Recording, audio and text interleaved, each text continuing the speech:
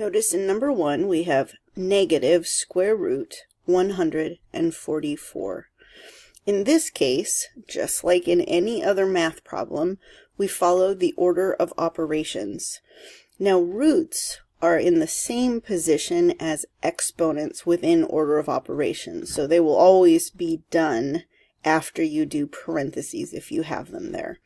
In this case, we need to look at this as the square root of 144 times negative 1. So the first thing that we do is figure out what number do we multiply by itself to get 144. Well, in this case, it's 12 times 12.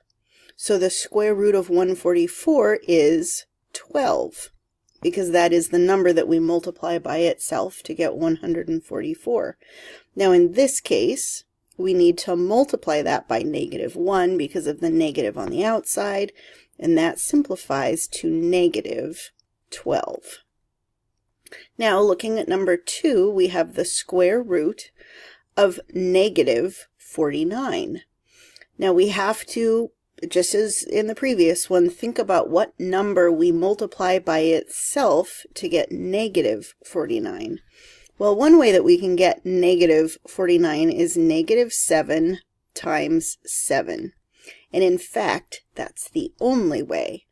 And notice negative 7 and positive 7 are not the same number. So negative 49 is not a perfect square, which means that this is not a real number. It's not a solution. So anytime you take the square root of a negative number, it is not a real number. Okay, for number 3, this is the first time that we have a visible number sort of on the crook of the root. Here, it's a number 3. That means we're taking the cubed root of 27. This means we're looking for a number that multiplies by itself 3 times to get 27. Well, we've in the past seen that 3 times 3, which is 9, times another 3 is 27. So in this case, we have a perfect cube, meaning that 27 comes from multiplying the number 3 times. So the cube root of 27 is 3. Then we multiply that by negative 1, because again we have a negative on the outside of the root. So our final answer is negative 3.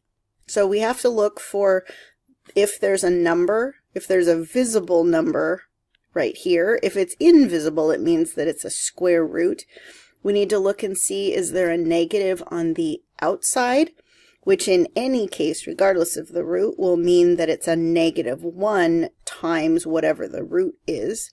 And then in the case of a square root or an even root, you cannot take the square root of a negative, meaning it's not a real number. Now for number 4, this is the first time that we've seen a combination of numbers and variables. So the multiplication property of roots says that you can split what's under the root if it's being multiplied and write it as 2 separate roots or radicals. Now, the square root of 25, that's what number do we multiply by itself to get 25, which is 5. And then in the case of the variable, the less complex or least complex way to do this, I find, is to take the root, which in this case is a square root or a 2, and we take the exponent under the root and divide it by whatever the root is. So in this case, it's x squared, and the 2 up there in the exponent is divided by 2, which is the root that we're taking. Now we can simplify that and we get 5x to the 1, or 5x. All right, so let's go ahead and look at number 5. which again we can split because of that product property of roots. So we get the square root of 49 times the square root of y to the 4. Well, I multiply two 7s together to get 49, so that becomes 7. And then I have y to the 4, and since I'm taking the square root of that, that's over a denominator of 2. So now I simplify and I get 7y squared. And that is my fully simplified answer. Now for number 6, it's the first time that we've seen a cube root. So there's a 3 here with both a number as well as a variable underneath the root. So we're going to do the same thing, but this time instead of writing a square root, we're going to do the cube root of 8. And the cube root of a to the 15. Well, now we need a number that we multiply 3 times to get 8. So 2 times 2 times 2 is 8. So the square root, the cube root of 8 is 2. And then we do the same thing and we do a to the 15 divided by the root, which in this case is 3.